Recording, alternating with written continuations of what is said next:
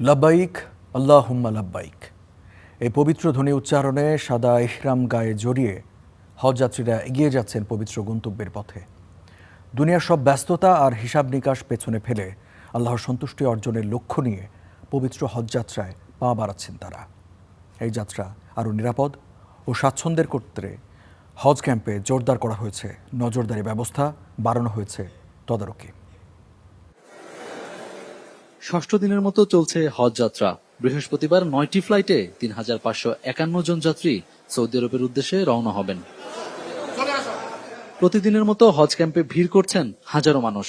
আল্লাহর সন্তুষ্টি অর্জনের প্রত্যাশায় দুনিয়ার সকল ব্যস্ততা, হিসাব নিকাশ পেছনে ফেলে এক অনন্য আত্মিক টানে পবিত্র এই পথে পা বাড়াচ্ছেন তারা। দেশবাসীর কাছে দোয়া চাই, পাশাপাশি আমাদের জন্য দোয়া করবেন। দেশের মানুষের জন্য, দেশের কল্যাণের জন্য আমরা দোয়া করবো ইনশাল্লাহ। সামনে অনেক বিশৃঙ্খলা, যেটা আসলে কাম্য না আর কি। দ্বিতীয়ত হচ্ছে যে এখানে সবকিছু প্ল্যান মাতেই হচ্ছে, কিন্তু খাবারের দামটা অনেক বেশি।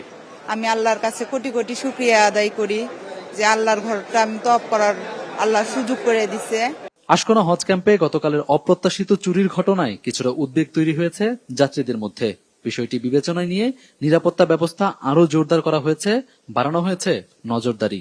আমাদের সিকিউরিটিকে আরো নিশ্চিত করার বিষয়ে আমরা অত্যন্ত গুরুত্বপূর্ণ অনেকগুলো পদক্ষেপ নেওয়া হয়েছে এবং পাশাপাশি যে সমস্ত ছোট ছোট গেট ছিল যেগুলোকে সবসময় খোলা রাখার প্রয়োজন নেই, সেগুলোকে আমরা তালাবদ্ধ করে সেখানে আমরা ফোর্স নিয়োগ করে রেখেছি। স্বপ্ন, ত্যাগ আর বিশ্বাসের এক অনন্য গল্প নিয়ে প্রতিদিনই উড়াল দিচ্ছেন হাজারো মানুষ। তাদের প্রত্যাশা একটাই, এই যাত্রা যেন কবুল হয় আর ফিরে আসেন এক নতুন মানুষ হয়ে। আহমেদ রবি, স্টার নিউজ, ঢাকা।